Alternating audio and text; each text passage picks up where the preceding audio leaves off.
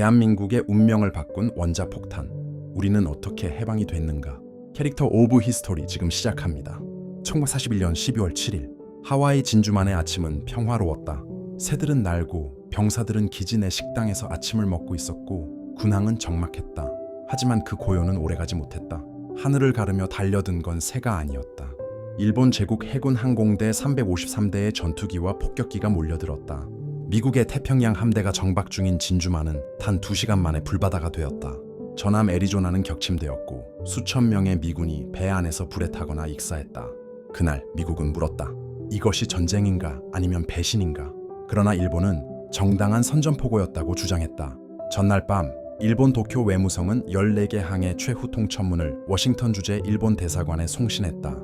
이 문서는 사실상 선전포고로 일본이 미국과 외교 단절을 선언하는 내용이었다. 문제는 그 문서가 제 시간에 전달되지 않았다는 것이었다. 주미 일본 대사관은 암호 해독과 문서 타이핑에 허둥대며 시간을 지체했고 통첩문은 진주만 폭격이 시작되고도 한참 뒤인 오전 11시 20분쯤 미국 국무부에 도착했다. 루스벨트 대통령은 말했다. 우리는 그 어떤 경고도 받지 못했다. 일본은 말없이 칼을 꽂았다.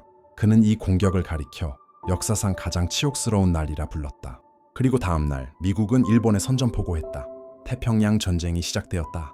전쟁 초반은 일본의 압승이었다.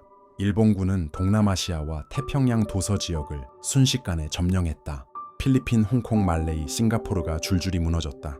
필리핀에서는 포로가 된 미군과 필리핀 병사들이 100km를 맨발로 걷는 바탄 죽음의 행진 끝에 굶어 죽거나 맞아 죽었다. 하지만 1942년 6월 전세는 뒤집힌다. 미드웨이 해전에서 미국은 일본 항공모함 4척을 격침시키며 태평양 제해권을 되찾는다. 그리고 그때부터 미국은 복수의 징역을 시작했다. 섬 하나를 점령할 때마다 수천 명의 병사가 죽어나갔다. 사이판, 이오지마, 오키나와. 이오지마에서는 2만 명의 일본군이 끝까지 항복을 거부했고 오키나와에선 가미카제 자살 공격이 수십 척의 미군 함선을 바다에 가라앉혔다. 민간인들은 어린 자식의 손을 잡고 절벽 아래로 몸을 던졌고 병사들은 총검으로 자결했다. 일본은 항복하지 않았다. 전쟁은 지지 않는 쪽이 아니라 항복하는 쪽이 끝내는 것이었다. 그때 미국은 하나의 열쇠를 쥐고 있었다. 맨해튼 프로젝트. 1945년 7월 뉴멕시코 사막에서 인류 최초의 원자폭탄 실험이 성공했다. 그 이름은 트리니티, 삼위일체라는 뜻이었다. 하지만 그것은 신의 뜻이 아니었다. 인간의 폭력이었다. 해리 S. 트루먼 대통령은 선택의 기로에 섰다. 일본 본토를 상륙 작전으로 점령하면 미군 50만 명 이상의 사상자가 발생할 것이라는 보고. 일본은 여전히 항복하지 않고 전 국민 옥수의 방침을 고수. 우리는 전쟁을 끝내야 한다. 더 늦기 전에. 그의 서명 아래 폭격 명령이 내려졌다.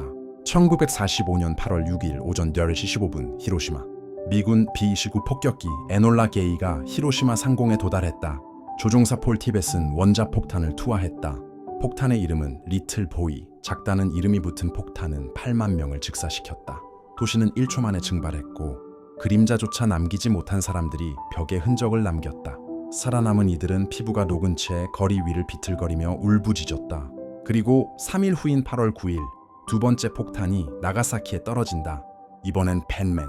이름처럼 무거운 죽음이었다. 또 수만 명이 사라졌다. 그제야 일본 천황 히로히토는 라디오를 통해 항복을 선언한다. 1945년 8월 15일. 그날 한반도도 해방을 맞이했다. 그토록 염원했던 광복. 하지만 그것은 냉정히 말하면 독립운동가의 손으로 쟁취한 것은 아니었다.